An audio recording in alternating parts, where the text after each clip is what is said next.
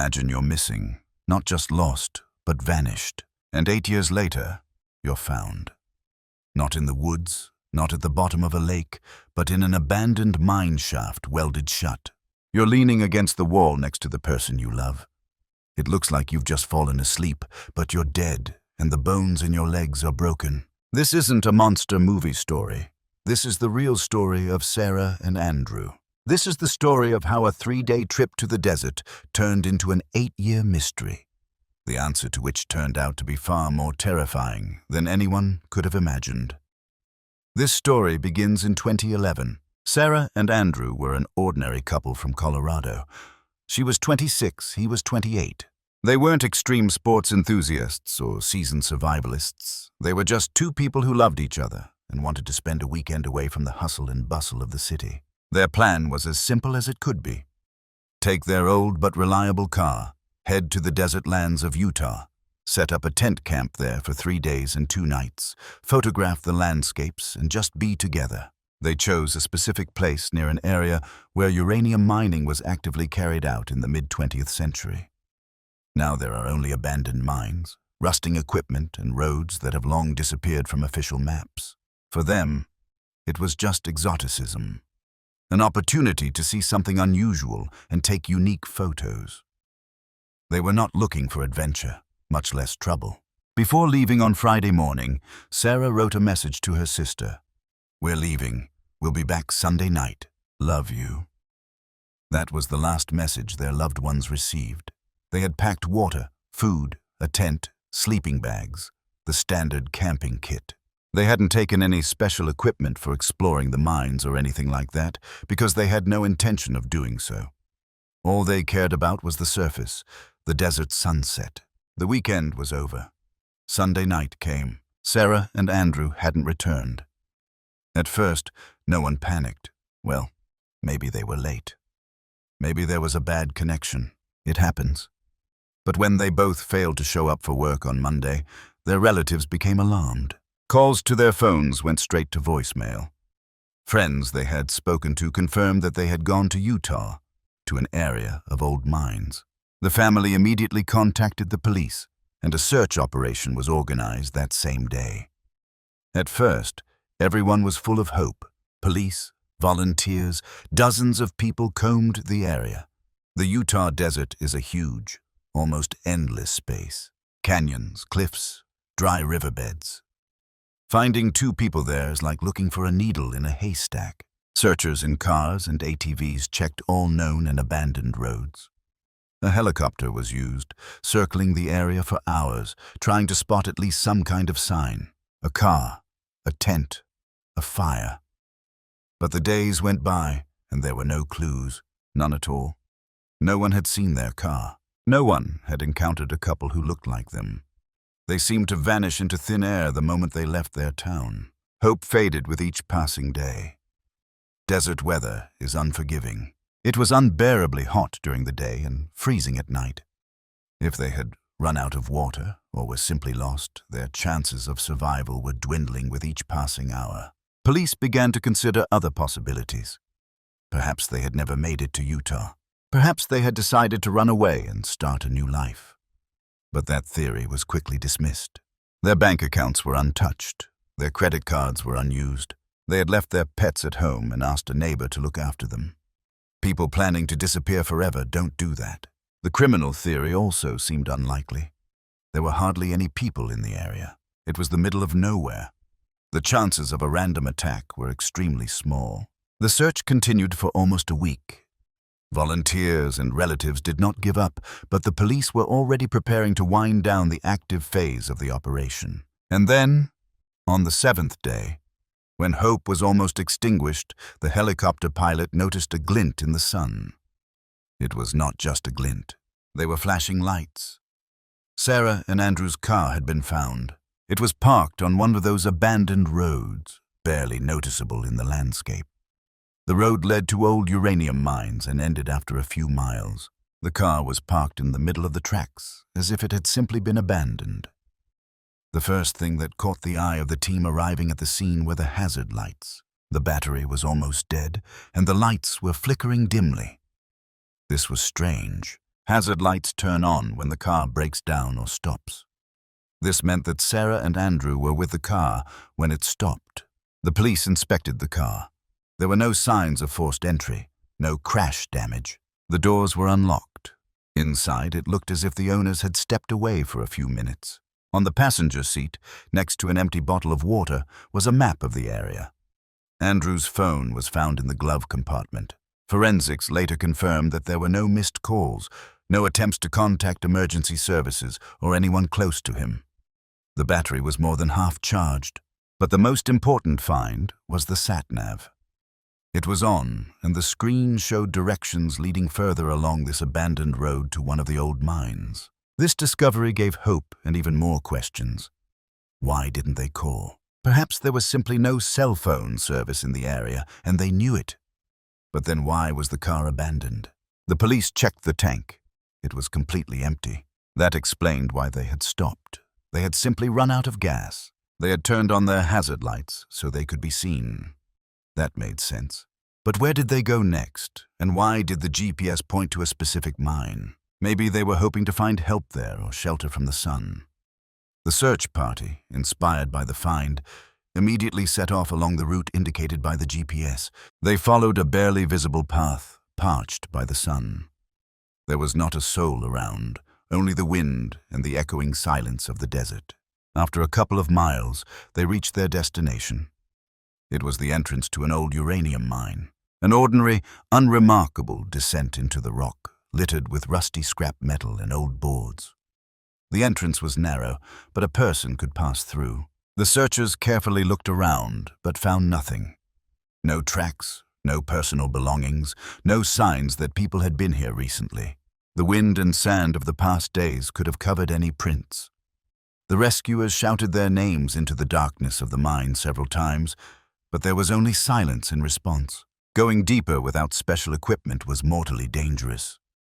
Old mines are labyrinths where a collapse can occur at any moment, or you can be poisoned by accumulated gases. A survey of the surrounding area also yielded nothing.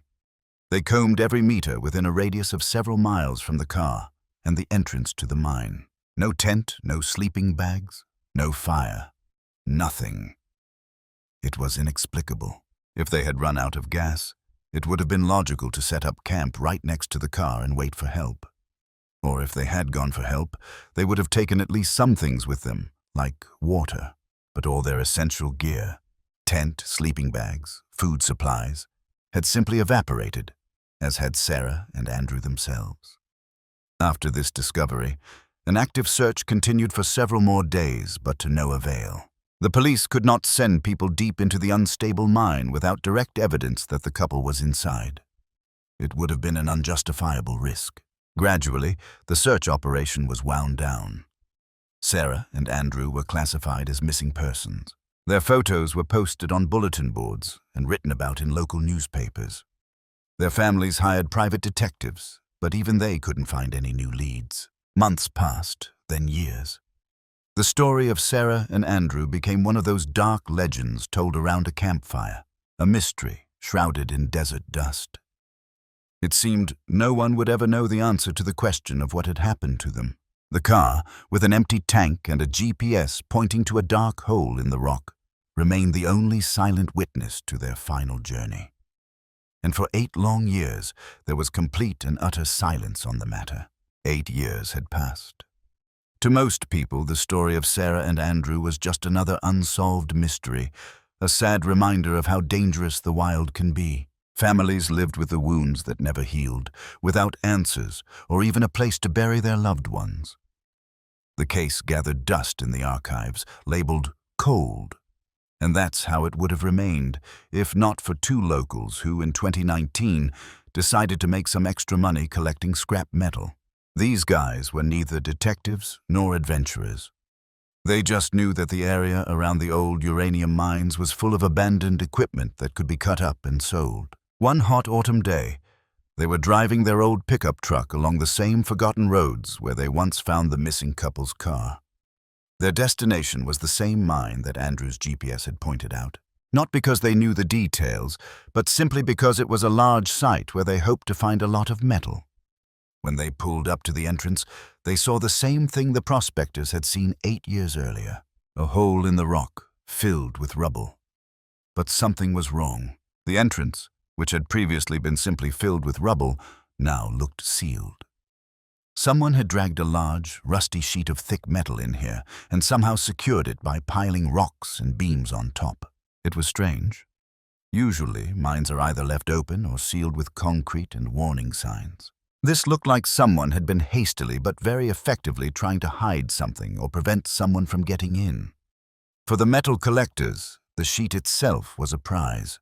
They had brought a cutting torch with them.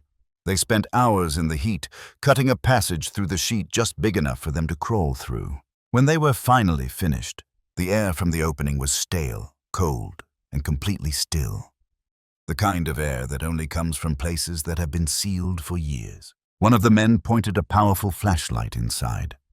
At first, the beam illuminated only bare stone walls covered in dust and a floor strewn with small pebbles.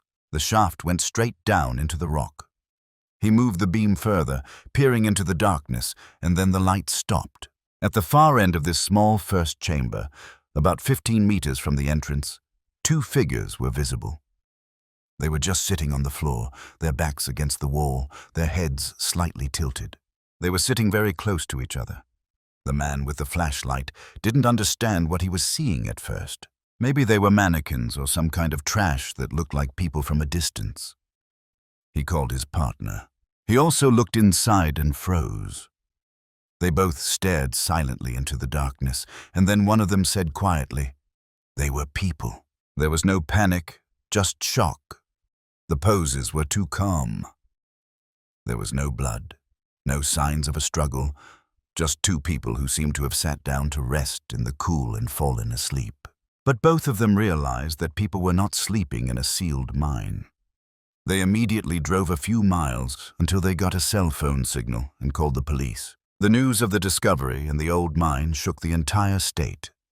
The police, who had worked on the case of Sara and Andrew 8 years earlier, knew immediately what kind of place they were talking about.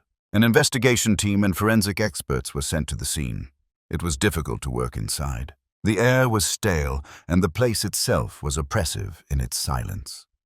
The scene they saw was exactly as the metal collectors had described. 2 people, a man and a woman, were sitting, leaning against the wall. Their clothes, ordinary camping clothes, were rotted with age, but not torn. There were no personal belongings around them, no backpacks, no water, nothing. Just bare rock and dust. The bodies were heavily mummified due to the dry air in the mine, which preserved them in that position. The families of Sara and Andrew were notified of the gruesome discovery, and DNA testing soon confirmed what everyone already knew. There they were. The 8-year search was over. The mystery of their whereabouts was solved. But from that moment on, a new, even more terrifying mystery began. What had happened to them inside that mine? The investigation began a detailed study of the scene and the bodies, and immediately a series of oddities emerged that did not fit into any logical interpretation. First, there were no injuries on the bodies or clothing that could indicate an attack. No cuts, no gunshot wounds, no signs of a struggle. Second, there was the scene itself. They were sitting quietly. It did not look like they were panicking, trying to get out, or calling for help. They were just sitting. But the most important and shocking fact was established by the forensic expert during the autopsy. Both Sara and Andrew had broken bones in their legs, multiple fractures in their shins and feet. These were serious injuries that could not have happened on their own. Such injuries occur when falling from a great height. But how did this fit with the absence of other injuries and their calm posture? And then the investigators turned their attention to the design of the mine itself. The passage that the metal collectors had opened was horizontal, but above the place where Sara and Andrew were sitting, another hole was discovered in the ceiling, a vertical shaft that went somewhere up to the surface. A new version began to emerge, and it was terrifying. Sara and Andrew did not enter the mine through the side entrance. They fell into it. They fell through that same vertical shaft, which was probably hidden by bushes or boards on the surface. They fell a few meters and fell on the stone floor, breaking their legs. They were alive, but immobilized. They could not get up, could not go anywhere. They were trapped, but this version only explained the injuries. It did not explain the main thing. Who welded the side exit and why? Investigators carefully examined the very sheet of metal that sealed the entrance. The study showed that it was welded to the rock using a professional welding machine. Moreover, the welding method indicated that it was done from the inside. But no equipment was found inside the mine. No welding machine, no generator, not even a simple hammer. Nothing. It was impossible. Someone entered the mine, welded the only exit from the inside, and then simply disappeared, leaving no tools. The lack of signs of a struggle now seemed even more ominous. If they had been attacked, they would have fought back. But if they had fallen and broken their legs, they were completely defenseless. Anyone who found them in that state could have done anything to them. And someone had. Someone had found them injured and helpless, and instead of helping them, had decided to bury them alive. He or they had dragged the metal sheet to the side exit, welded it shut, condemning Sara and Andrew to a slow death in total darkness from hunger and thirst. The thought was so monstrous that it was hard to believe.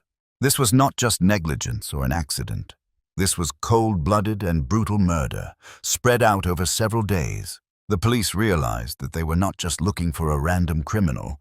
They were looking for someone who knew the area, someone who knew about the shaft, knew about the vertical drop and the side exit. Maybe he had set the trap on the surface that they had fallen into, and he knew how to cover his tracks and leave unnoticed. Maybe through some other narrow passage or ventilation duct, known only to him. The case had gone from being a cold case to a top priority investigation. Now the police had a goal: to find the monster that had turned an old shaft into a mausoleum for 2 innocent people. And that monster was still out there, somewhere. The police had been working on the case for 2 years. The list of suspects was very short. Who could know so much about these shafts? Who could have welding equipment and the skills to use it in such a remote place? Investigators began doing what they should have done back in 2011. They began pulling up all the property and lease records for these abandoned lands. Most of the mines were unowned, but some of the properties, including the one where Sara and Andrew died, were leased long-term to a private individual. He was a man in his 60s who lived alone on a small ranch a few dozen miles away. He had leased the land for many years, ostensibly for geological research, although he had done no actual work there. Neighbors described him as a reclusive and secretive man who did not like anyone on his property. He had repeatedly had conflicts with tourists or hunters who strayed onto his land.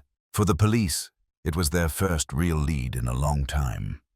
They had obtained a search warrant for his home and grounds.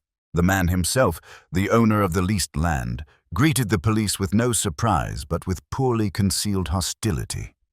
He denied everything, saying he knew nothing about any missing tourists and had not been in the area of the mine for many years. But during the search of his workshop, investigators found something that made him shut up. A bunch of keys hung on a nail among a pile of old tools. These were the keys to old locks on the gates that blocked some of the entrances to the mines. And in a desk drawer, under a stack of old bills, lay a yellowed sheet of paper rolled up into a tube. It was not just a map of the area. It was a detailed diagram of the internal passages of several mines, including this one. The diagram showed not only the main entrance and vertical shaft, but also several narrow ventilation adits that even the mine inspection services did not know about. One of these adits came to the surface almost a mile from the main entrance. This was the answer to the question of how the killer could disappear after welding the exit from the inside. He had his own secret escape route. When he was shown this diagram, the man realized that there was no point in denying it and spoke. But it was not remorse. He dryly and emotionlessly laid out his version of events. That day, he was patrolling his territory and heard screams. He followed the sound and found 2 people in the mine. They had fallen into an old pit, which he himself had once covered with rotten boards to keep out animals. He saw that they were alive, but injured. They were on his land. Outsiders, trespassers. In his twisted mind, they weren't victims, they were problems. He didn't talk to them. He just walked away. He went back to his ranch, got a welder and a generator, loaded them into his pickup, and drove to the side entrance of the mine. He didn't think he was killing them. In his mind, he was just securing his property. He welded the exit shut to keep strangers from trespassing. He admitted to blocking the entrance, but he denied murder to the end, insisting that it was their fault for trespassing on his property. He simply locked the door behind the trespassers. The fact that 2 wounded men were dying in darkness and agony behind that door didn't seem to bother him. The trial was quick. The evidence was more than enough. The prosecution did not bring a direct charge of premeditated murder. It was difficult to prove that he wanted them dead. The official version, as stated in the verdict, was as follows: intentional abandonment resulting in the deaths of 2 people. For finding the wounded Sara and Andrew, but instead of helping them, condemning them to a painful death by locking them in a stone bag. He received 18 years in prison. The mystery that had tormented everyone for almost 10 years was solved. There were no mystical forces of the desert or serial killers from the movies behind this terrible and inexplicable disappearance. It was just one man, a man whose paranoid hatred of strangers turned out to be stronger than ordinary human compassion. The story of Sara and Andrew did not end on the day they disappeared, or even on the day their bodies were found. It ended the moment justice named the one who left them to die in the cold darkness of an abandoned mine.